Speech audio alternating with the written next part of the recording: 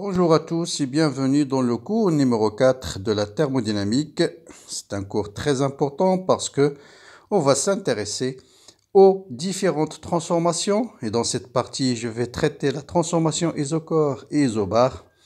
Qu'est-ce qu'il faut savoir pour chaque transformation? Vous avez différentes choses. La première, de bien la représenter dans le diagramme de Clapeyron.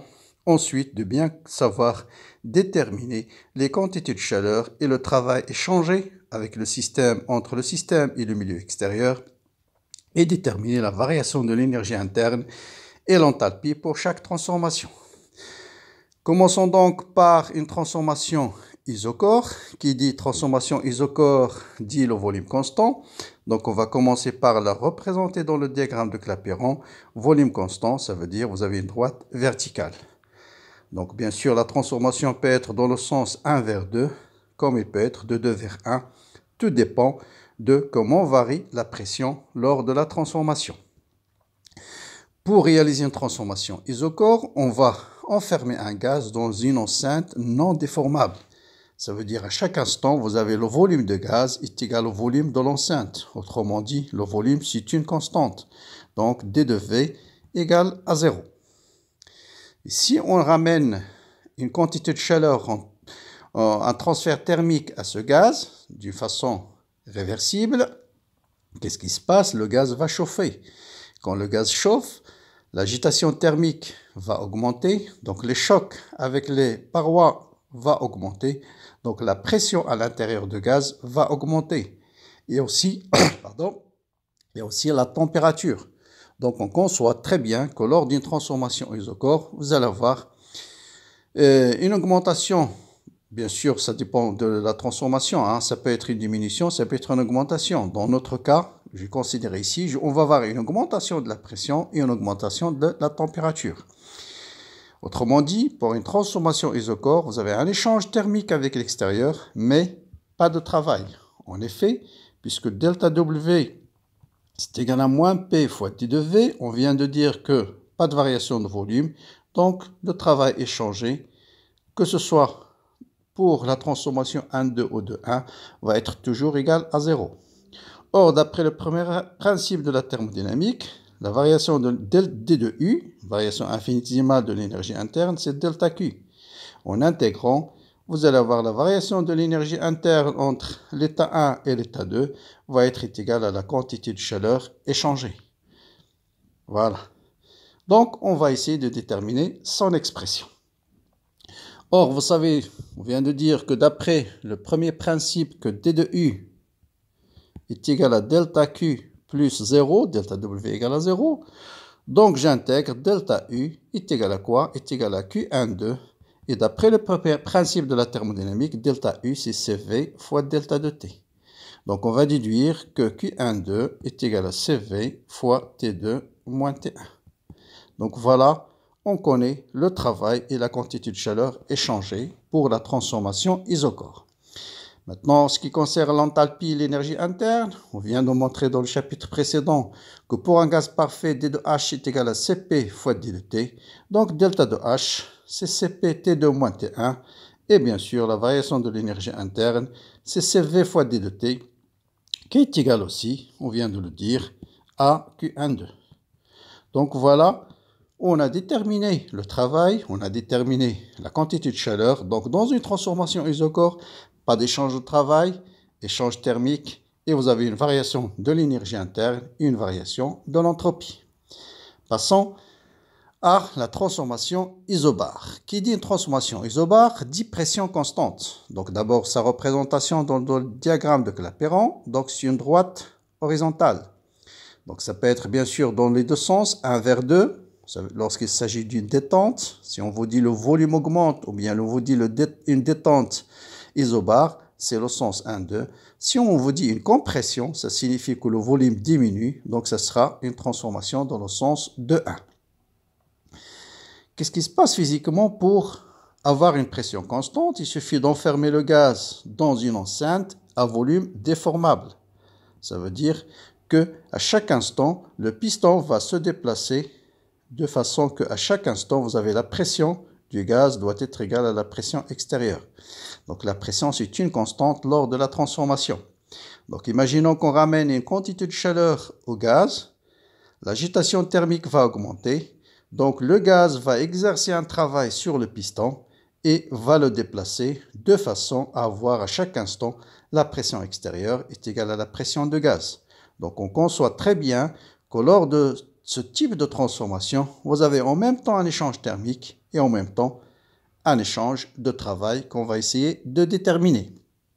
Bien, pour un gaz parfait, vous savez que P1V1 égale à nRT1 et à l'état final, P2V2 égale à nRT2. Si on travaille à pression constante, ça veut dire D2P égale à 0. Si je fais le rapport ici, je simplifie par la pression, par NR, vous avez V1 sur V2 est égal à T1 sur T2. Maintenant, on va essayer de calculer le travail. Bien sûr, il s'agit toujours des transformations réversibles. Tout ce qu'on va faire, c'est valable pour une transformation réversible et pour un gaz parfait. Donc, le travail 1, 2, bon, bien sûr, dW, c'est moins P d de V. Donc, ce sera moins l'intégrale de 1, 2, P d de V. Et là, le calcul, il est simple parce que la pression, c'est une constante. Donc, c'est moins P. L'intégrale de 1, 2, d de V. Donc, ça veut dire W1, 2 est égal à moins P, facteur de V2, moins V1. Voilà l'expression du travail échangé. Ici, vous voyez bien, lorsqu'il y a une détente, c'est V2 est supérieur à V1, donc ce travail il est négatif. Qu'est-ce qu'on a dit d'après la convention de signe? Si le travail est négatif, ça veut dire le système cède du travail. Et effectivement, c'est le gaz qui va fournir un travail pour déplacer le piston de sa position initiale vers sa position finale. Donc on retrouve la convention de signe qu'on a déterminée. Bien, donc là, on peut déterminer notre expression du travail. Donc ici, P, on peut l'écrire aussi ou bien W12, c'est égal à moins P1. Puisque P1 égale à P2, je peux remplacer P par P1, facteur de V2 moins V1, qui est égal aussi à moins P2, puisque P1 égale à P2, facteur de V2 moins V1. Et donc, W12, P1 fois V1, P2 fois V2, c'est quoi? C'est nRT2, donc c'est moins nR facteur de T2.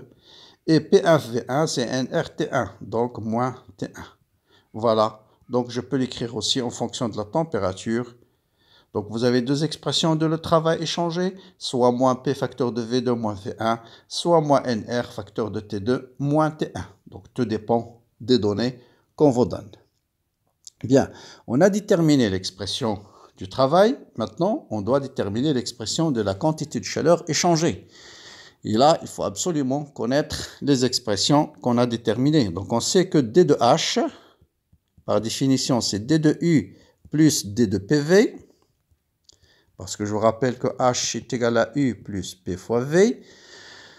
Donc, est égal D de U, c'est delta Q, moins P D de V. Donc, ça, c'est D de U. Ensuite, comme ça, je vais avoir plus D de PV, c'est P D de V plus V D de P.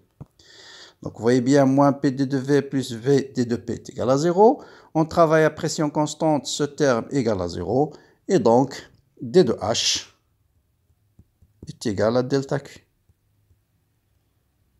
D'accord? Ça, c'est le premier point.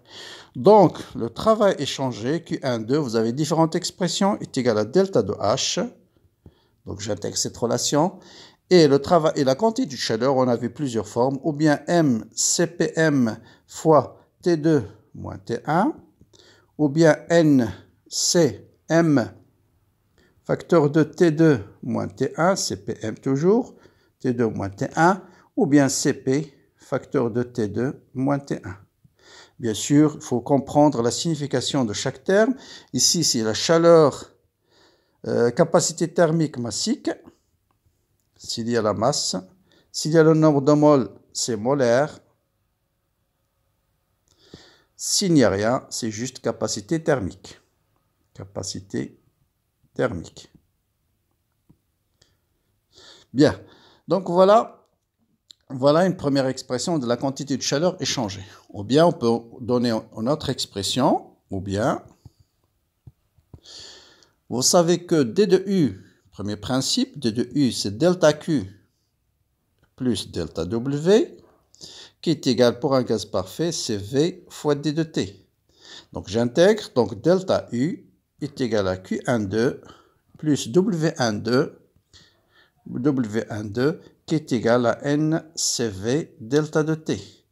Je connais l'expression de Q, donc je peux déterminer, je connais l'expression de W, pardon, qu'on vient de déterminer, voilà l'expression de W, celle-là ou celle-là. Je connais delta U, donc je peux déterminer Q. Donc Q est égal à quoi? Est égal à NCV fois T2 moins T1 moins W, donc moins, et puis W c'est moins NRT, donc plus NR, facteur de T2 moins T1.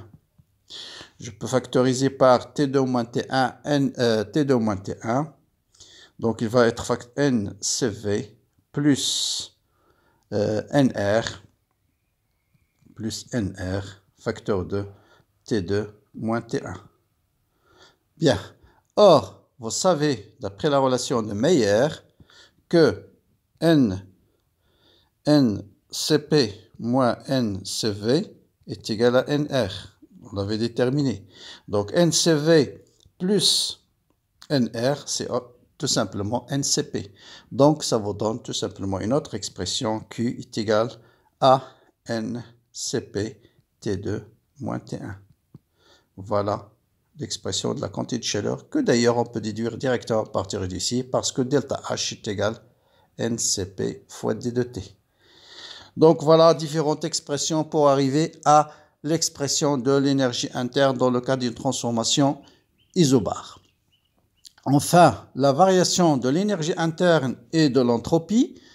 Donc vous savez bien sûr que delta U, c'est Q12 plus W12. On connaît l'expression de W12, on connaît l'expression de Q12. Et delta de H est égal à MCP, facteur de T2 moins T1. Et bien sûr, tout ça, c'est égal à CV, MCV, chaleur massique, spécifique massique, facteur de T2 moins T1. Donc voilà l'expression de l'énergie interne. Maintenant, si on veut donner l'expression, cette fois-ci, la quantité de chaleur, cette fois-ci, en fonction de V1 et V2. D'accord? Donc, ou encore, donc parce que tout dépend des données de l'exercice. Donc là, on avait calculé, rappelez-vous, on avait calculé le travail en fonction de T2 moins T1 ou bien en fonction de V2 moins V1. Maintenant, supposons qu'on veut déterminer l'expression de la quantité de chaleur en fonction de V2 moins V1. On a delta de U est égal à NCV facteur de T2 moins T1. Vous avez bien sûr P1 fois V1 est égal à NRT1. Et vous avez P2 fois V2 est égal à NRT2. Très bien. Donc, je peux écrire delta de U est égal à NCV. Donc, si je fais T2 moins T1, T2 moins T1, ce sera P, puisque je travaille à P égale une constante, je mets ici P c'est la même. Donc C, on peut écrire ici T1 est égal à P fois V1 sur NR, et T2, ce sera P fois V2 sur NR. Donc T2 moins T1, ce sera T2 moins T1, ce sera P sur NR, P sur NR, facteur de V2 moins V1.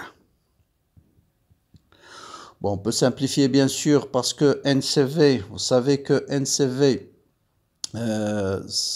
est égal, donc là je simplifie par N, donc est égal, je peux remplacer CV par NR sur gamma moins 1. Bon, en introduisant le rapport CP sur CV égale à gamma et P sur R facteur de V2 moins V1.